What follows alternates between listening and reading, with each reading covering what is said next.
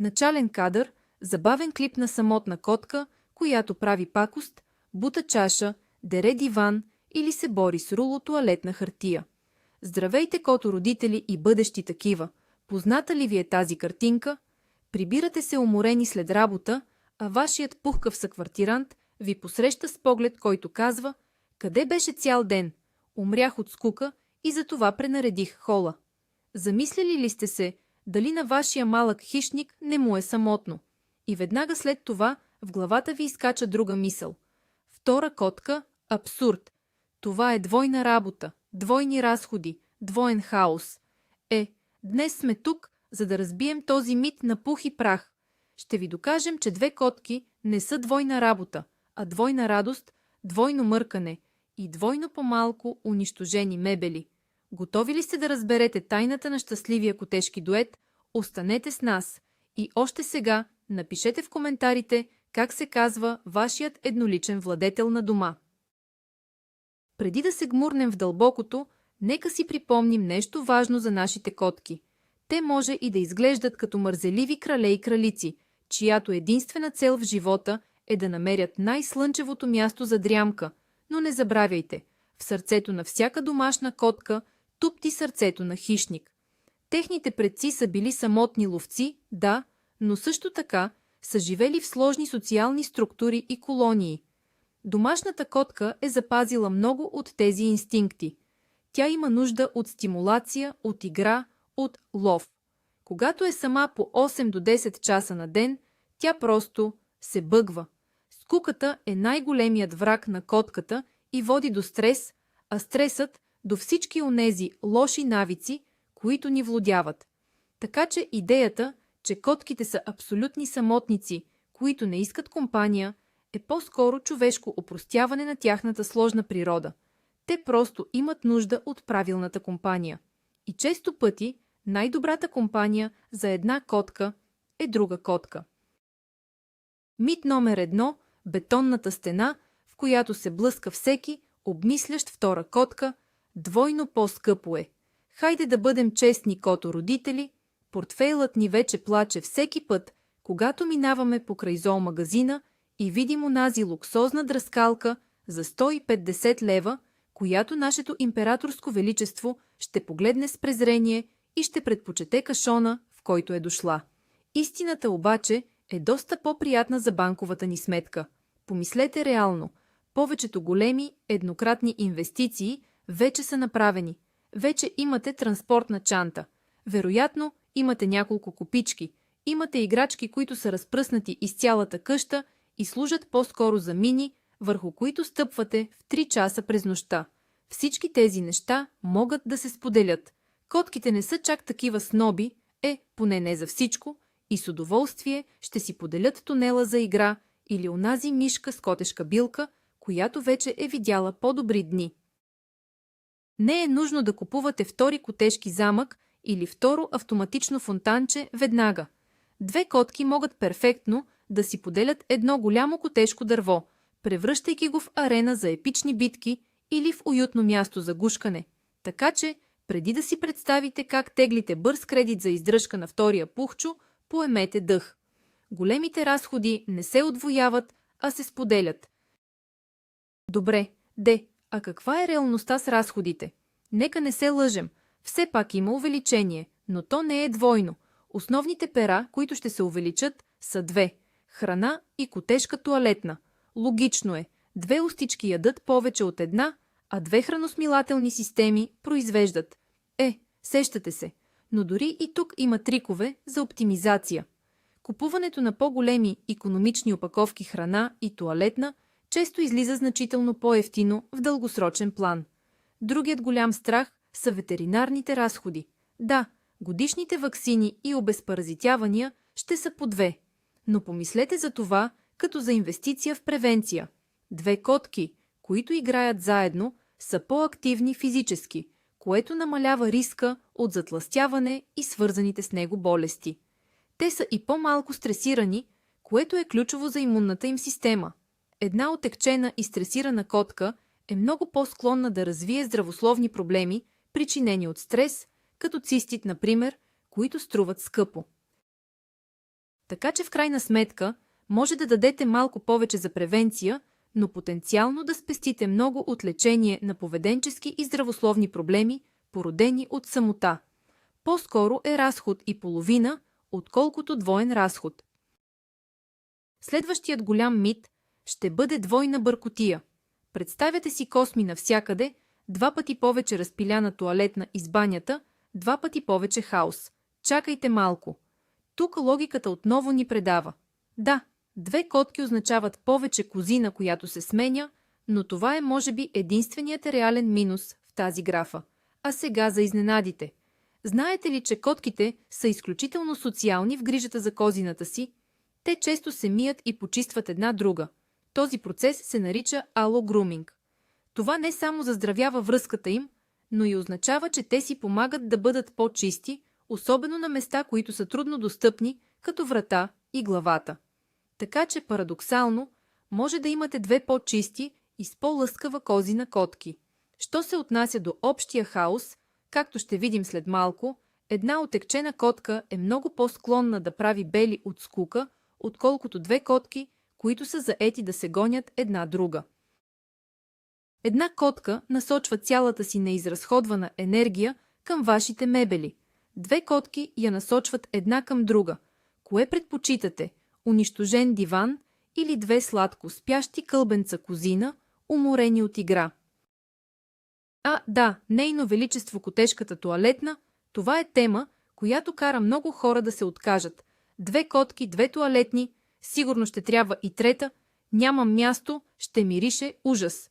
Да, златното правило на зоопсихолозите гласи N+1, където N е броят на котките. Тоест, за 2 котки, в идеалния случай, са нужни 3 тоалетни. Звучи стряскащо, знам, но това е идеалният сценарий, за да се избегнат конфликти за територия. В реалността много, ама наистина много двойки котки живеят щастливо и си поделят 2 тоалетни без никакъв проблем, стига те да са достатъчно големи и да се почистват редовно. Всъщност, редовното почистване е ключът, а не броят. Дали ще чистите една тоалетна 2 пъти дневно или 2 тоалетни веднъж дневно, времето е почти същото, а ползите са огромни. Когато една котка има избор, тя е по-спокойна. Няма да ви се налага да се притеснявате, че ако едната тоалетна не е идеално чиста по нейните кралски стандарти, тя ще си намери алтернативно място, като например килима в хола ви. Така че, да, може да ви трябва още една тоалетна, но това е малка цена за спокойствието, че няма да намерите изненади из къщата. Нямам време за една котка, как ще намеря време за 2? Ще трябва да играя двойно повече. Това е, може би, най-голямата заблуда от всички. Реалността е точно обратната. 2 котки означават по-малко работа за вас в отдела забавления. Представете си го така. В момента вие сте основният източник на забавление за вашата котка. Вие сте ловецът, който движи въдицата с перцето. Вие сте боксовата круша за нейните ногти.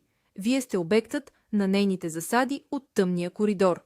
Когато има втора котка, вие се превръщате от главен аниматор в зрител на първия ред на най-якото котешко кетч-шоу.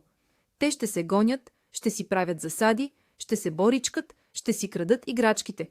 Те ще изразходват огромна част от енергията си една с друга. Вашата роля се свежда до това да се наслаждавате на спектакъла и от време на време да се включвате с любимата въдица, за да играят и двете заедно. Това не само ви освобождава време, но и облегчава гузната ви съвест, когато сте заети или просто искате да си починете, а едно котешко ученце ви гледа укорително от другия край на стаята. И сега стигаме до най-големия плюс. Причина номер 1 – да вземете втора котка. Лек срещу самотата и скуката. Поставяли ли сте някога камера, за да видите какво прави котката ви, докато ви няма? Картината често е сърцераздирателна. Голяма част от деня минава в спане, но в останалото време котката обикаля апартамента, мяука жално пред вратата, гледа през прозореца и чака. Просто чака да се върнете. Тази самота води до скука, а скуката, както вече казахме, е коренът на много поведенчески проблеми. Котките са интелигентни същества, които имат нужда от умствена и физическа стимулация. Когато имат компания, целият им свят се променя. Вече има с кого да си говорят на техния си език, който ние, хората, никога няма да разберем напълно. Има с кого да планират среднощните тъгъдъци. Има кой да ги предизвика на игра, точно когато им е най-скучно. Втората котка не е просто компания, тя е постоянен източник на забавление, комфорт и социално общуване. Това е най-добрият подарък, който можете да направите на домашния си любимец. Самотата и скуката водят до поведенчески проблеми. Това е факт, потвърден от всеки зоопсихолог.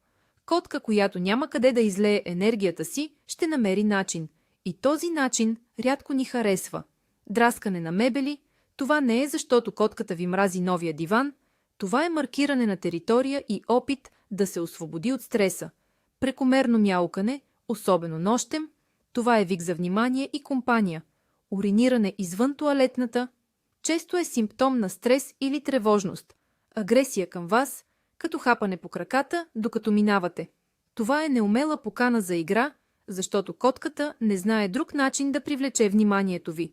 Когато в уравнението се появи втора котка, много от тези проблеми магически изчезват или поне значително намаляват. Енергията, която преди е била насочена към унищожение, сега се пренасочва към игри. Нуждата от внимание е удовлетворена от постоянния партньор. Стресът намалява, защото котката вече не е сама. Разбира се, това не е панацея за всичко, но в огромен брой случаи правилният котешки приятел е най-добрият терапевт за проблемно поведение. Да не забравяме и умствената стимулация. Ние се опитваме да забавляваме котките си с играчки, но нека си признаем, една плюшена мишка, колкото и да е интересна, си остава предсказуема. Тя не отвръща на удара, не прави засада, не измисля нови тактики. Друга котка обаче е съвсем различна бира. Тя е динамичен, мислещ и непредвидим партньор за игра. Едната се скрива, другата я търси. Едната измисля нова игра, другата се учи на нея. Те се учат една от друга. Наблюдават се, копират поведението си. Това поддържа мозъка им активен и остър. Помнете, че умствената умора е също толкова важна, колкото и физическата. Една котка, която е прекарала деня в сложни тактически игри със своя приятел, е много по-вероятно да спи спокойно през нощта, вместо да реши, че 3 сутринта е идеалното време за спринт по лицето ви. Тази постоянна интеракция ги поддържа млади духом и предотвратява апатията, която може да настъпи при по-възрастни котки, които живеят сами. Ползите не са само за психическото, но и за физическото здраве. Затлъстяването е един от най-големите здравословни проблеми при домашните котки, особено при кастрираните. То води до диабет, проблеми с ставите, сърдечни заболявания. Списъкът е дълъг и плашещ. И каква е основната причина? Липса на движение и прехранване от скука или от съжаление от наша страна. Когато котката има партньор за игра, тя е естествено много по-активна. Гонките из апартамента са перфектното кардио. Боричканията са силова тренировка. Тези дейности поддържат мускулния тонус, гъвкавостта и здравословното тегло по един напълно естествен начин, без да се налага вие да ги принуждавате да играят. По-здравата котка означава по-малко посещения при ветеринар и по-малко притеснения за вас. Така че, като вземете втора котка, вие на практика наемате личен фитнес инструктор за първата си котка. И то такъв, който работи 24/7 и е платен в гушкане и мъркане. Говорихме вече за алогруминга, взаимното почистване, но нека се спрем на това малко по-подробно, защото е невероятно мил и важен ритуал. Котките са маниаци на тема чистота, но дори и най-гъвкавата от тях не може да достигне всяка точка от тялото си. Мястото между ушите, задната част на врата, брадичката – това са трудни зони. Когато имат приятел, те си помагат взаимно. Това не е просто хигиена. Това е акт на доверие и привързаност. Този ритуал заздравява връзката им и ги кара да се чувстват сигурни и спокойни. Освен това, Взаимното почистване помага за разпространението на обща семейна миризма.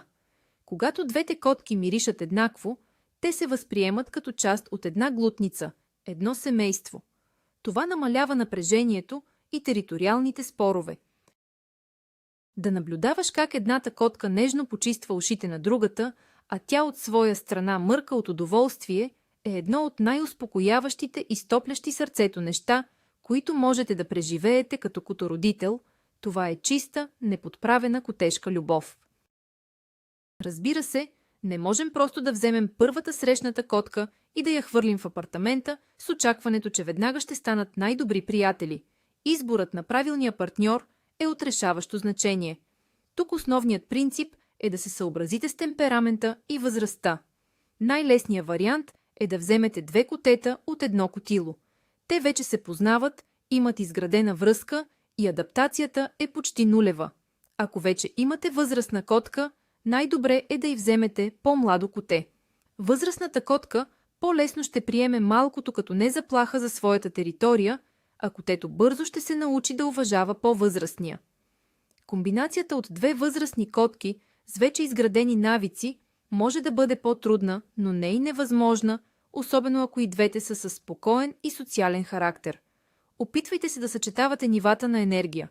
Ако имате супер енергична и игрива котка, не й взимайте за компания мързелив и спокоен персиец, който иска само да спи. Ще се дразнят взаимно. Посъветвайте се с хората от приюта или развъдника, те познават характера на животните и могат да ви дадат най-добрия съвет за подходящ партньор. И така, избрали сте новия член на семейството. Сега идва най-важната част – процесът на запознаване. Запомнете 3 думи – бавно, търпеливо и постепенно. Никога, ама никога не ги пускайте просто заедно в една стая, за да се оправят сами. Това е рецепта за катастрофа, съскане, бой и дълготрайна вражда. Правилният подход е да ги разделите в началото. Новата котка трябва да има своя собствена сигурна стая с храна, вода, тоалетна и легло. В продължение на няколко дни те ще общуват само чрез миризми, под вратата. Можете да разменяте постелките или играчките им, за да свикнат с аромата на другия. След няколко дни, когато съскането под вратата намалее, можете да започнете визуалния контакт през леко открехната врата или бебешка преграда. Хранете ги по едно и също време от двете страни на вратата, за да свързват присъствието на другата котка с нещо приятно – храна. Чак след като тези срещи станат спокойни, можете да опитате кратки, контролирани срещи в общо неутрално пространство под ваше наблюдение. Целият процес може да отнеме от няколко дни до няколко седмици, но търпението ви ще бъде възнаградено с мир и приятелство. Нека поговорим и за най-често срещаните грешки при запознаването, за да знаете какво да не правите. Първата, както вече казахме, е прибързването. Форсирането на контакта е грешка номер 1. Втората голяма грешка е да показвате предпочитание. В началото отделяйте еднакво внимание и на двете котки. Вашата стара котка може да се почувства изместена и да започне да ревнува, което ще саботира целия процес. Играйте си с нея, гушкайте я, показвайте и, че тя все още е вашият номер 1. Трета грешка – да ги наказвате, ако са скат или ръмжат. Това е нормална котешка комуникация. Те просто си изясняват позициите. Ако ги накажете, те ще свържат присъствието на другата котка с нещо негативно. Вместо това, ако напрежението ескалира, просто ги разделете спокойно и опитайте отново по-късно. Четвърта грешка – недостатъчно ресурси. Уверете се, че има достатъчно купички за храна и вода, достатъчно тоалетни и достатъчно места за спане и криене. Когато ресурсите са в изобилие, няма причина за конкуренция и конфликти. Избягването на тези прости грешки ще увеличи драстично шансовете за успешно и бързо сприятеляване. Има и един много важен етичен аспект, за който си струва да се замислим – осиновяването. Приютите са пълни с котки, които чакат своя дом. И много често сред тях има тъй наречени свързани двойки – bonded pairs.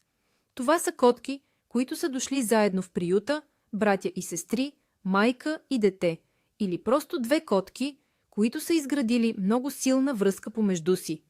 Тези двойки често биват пренебрегвани, защото повечето хора търсят само една котка. Разделянето на такава двойка е изключително травмиращо и за двете животни. Като осиновите такава двойка, вие не просто спасявате два живота, вие запазвате едно вече съществуващо семейство. Получавате две котки, които вече се обичат, познават се и няма да имате никакви грижи с запознаването. Това е най-лесният и най-благородният начин да се здобиете с котешки дует. Дори и да не са свързана двойка, като вземете втора котка от приют, вие освобождавате място за друго, нуждаещо се животно. Така че, като отвоявате любовта в дома си, вие буквално спасявате животи. Няма как да опиша с думи радостта от това да наблюдаваш как се развива връзката между две котки. В началото може да са предпазливи, но постепенно ще започнете да забелязвате малките знаци. Първо ще започнат да спят в една и съща стая, макар и на разстояние. После ще ги видите да си играят с една и съща играчка. Един ден ще се приберете и ще ги намерите сгушени една до друга на дивана, спящи в поза инь-ян. Ще ги чуете как си говорят с тихи гукания и мъркания. Ще видите как едната търси другата, ако не я вижда известно време. Тези моменти са безценни. Те създават една съвсем нова динамика в дома ви. Вече не сте само вие и котката. Вие сте част от една малка, пухкава глутница. Да ги гледаш как взаимодействат, как се подкрепят и как се обичат по техния си котешки начин е по-добро от всеки сериал по телевизията. Това е вашата лична котешка телевизия на живо 24/7 и е абсолютно завладяваща. А сега да си поговорим за вас, кото-родители, за вашата гузна съвест. Всички сме го изпитвали. Тръгвате за работа, а котката ви гледа с онези огромни, тъжни очи до вратата. Цял ден в офиса се чудите какво ли прави, дали не и е скучно, дали не се чувства самотна. Чувствате се виновни, че трябва да я оставяте сама толкова дълго. С две котки това чувство на вина значително намалява. Да, все още ще им липсвате, но знаете, че не са сами. Знаете, че си имат компания. Знаете, че дори и да скучаят, могат да се сбият за някоя играчка или просто да се сгушат една в друга за утеха. Това ви дава огромно спокойствие. Можете да отидете на работа или дори да излезете с приятели вечерта, без да се чувствате като най-лошия стопанин на света. Знаете, че вашите пухкави деца се грижат едно за друго, докато ви няма. Това е облегчение не само за тях, но и за вашето собствено психическо здраве. Още един интересен феномен е как котките се учат една от друга. Това е особено полезно, ако вземете по-малко коте при по-възрастна, вече добре социализирана котка. Малкото коте, подобно на дете, се учи чрез наблюдение и имитация. То ще гледа къде ходи до тоалет на по-голямата котка и ще се научи по-бързо. Ще види как по-възрастната използва дръскалката и ще разбере, че диванът не е за тази цел. Ще се научи на котешки етикет, кога играта става твърде груба и кога е време за почивка. По-възрастната котка се превръща в ментор и модел за подражание. Това може да ви спести много време и нерви в обучението на малкото пакостниче. Дори и в обратния случай, понякога едно игриво младо коте може да подмлади една по-възрастна и апатична котка, като я въвлече отново в игри и я накара да бъде по-активна. Те се балансират взаимно и се учат на важни житейски уроци, които ние, хората, не можем да им преподадем. Нека не забравяме и фактора забавление. Всяка котка има своя уникална индивидуалност, своите странности и смешни навици. Едната може да е галевна и да обича да се гушка, докато другата е независим изследовател, който постоянно се завира в шкафове и кашони. Едната може да говори постоянно, а другата да е мълчалива и мистериозна. Когато съберете две такива индивидуалности на едно място, магията се случва. Техните характери не просто се събират, те се умножават. Начините, по които те взаимодействат, създават безкрайен източник на смях и забавление. Единият ще открадне храната на другия, докато той не гледа. другият ще му спретне засада отгоре на гардероба. Ще ги видите да правят неща, които една самотна котка никога не би направила. Динамиката между тях ще изпълни дома ви с живот, смях и непредвидими моменти. Това е двойна доза характер, двойна доза смях и двойна доза любов. Разбира се, трябва да сме реалисти. Ами ако не се харесат, това е голям страх и е напълно основателен. Въпреки всичките ни усилия и бавното запознаване, понякога две котки просто не си пасват като характери. Важно е да знаете, че това се случва рядко, ако сте подходили правилно. Но ако все пак се случи, не е краят на света. Това не означава непременно, че трябва да върнете едната котка. В много случаи, котките, които не са първи приятели, се научават да съжителстват мирно. Те просто се игнорират взаимно и си поделят територията. Ключът тук отново е в осигуряването на достатъчно ресурси, отделни места за хранене, множество тоалетни, много места за катерене и криене, така че всяка да има своето лично пространство. Може да използвате и феромонови дифузери, за да намалите напрежението. В краен случай, консултацията с зоопсихолог може да направи чудеса. Но в повечето случаи, дори и да не станат най-добри приятели, те се научават да се толерират, а самото присъствие на друго живо същество в къщата пак е по-добре от пълната самота. И така, след всичко казано, стигаме до финалния въпрос. За всеки ли е това? И честният отговор е – може би не. Преди да се втурнете към най-близкия приют, трябва да си направите трезва самооценка. Имате ли достатъчно пространство? Две котки в много малка боксониера може да доведе до напрежение. Можете ли да си позволите финансово допълнителните разходи за храна, тоалетна и ветеринарни грижи, колкото и да не са двойни? Имате ли времето и търпението да преминете през процеса на запознаване, който може да отнеме седмици? Да имаш две котки е прекрасно, но е и отговорност. Ако отговорът на тези въпроси е да, тогава не се колебайте. Ползите многократно надвишават негативите. Радостта, смехът и любовта, които две котки ще донесат в дома ви, са несравними. Това не е просто отвояване на всичко, това е създаване на една напълно нова, по-богата и по-щастлива среда, както за котките, така и за вас. Приятели, надявам се, че успяхме да разбием на пух и прах големия мит, че две котки са двойна работа. Както видяхте, в повечето случаи те са двойна радост, двойно забавление и изненадващо. По-малко грижи за вас. Те се грижат една за друга, забавляват се една друга и изпълват дома ви с двойна доза мъркане и любов. Да, изисква се малко повече планиране и търпение в началото, но наградата е безценна. Две щастливи, здрави и спокойни котки и един по-спокоен и щастлив стопанин. Защото в крайна сметка, въпреки всичките им пакости, одрани мебели и косми по черните дрехи, ние ги обожаваме, нали? А повече любов никога не е излишна. Ако това видео ви е било полезно или поне ви е накарало да се усмихнете, ударете един лайк, абонирайте се за канала и го споделете с друг кошатник, който се колебае. А сега финалният въпрос към вас. А вие имате ли една или повече котки? Разкажете ни най-смешната история с вашите пухкави бандити в коментарите долу.